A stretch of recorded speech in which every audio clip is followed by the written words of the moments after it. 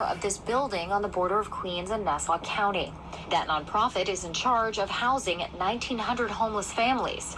And now the city is taking them to court. We're seeking a receipt in order to make sure that there's no gap in services, and so that we can make sure that other providers can step in and take over this work to protect the children and adults that we are obligated to serve. In an unprecedented move, the Department of Homeless Services is asking a state judge to intervene.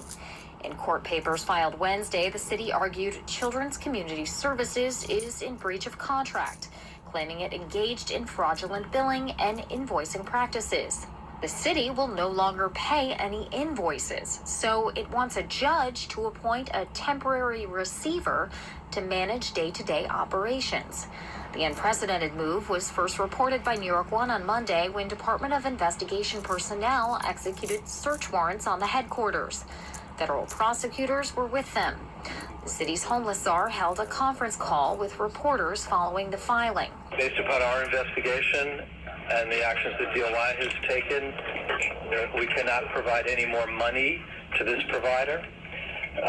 We have withheld substantial amounts of money on invoices that we did not believe should be paid. We at New York One have reached out to Children's Community Services multiple times. No one has returned our calls. And when we visited the headquarters this week, we were told to get off the property. And stay on private property. It's private property. Nothing is going on here. Since 2017, the agency has had contracts adding up to more than $669 million. And it's in charge of operating 28 shelters across the city. The city controller's office has been raising issues with the contract for some time.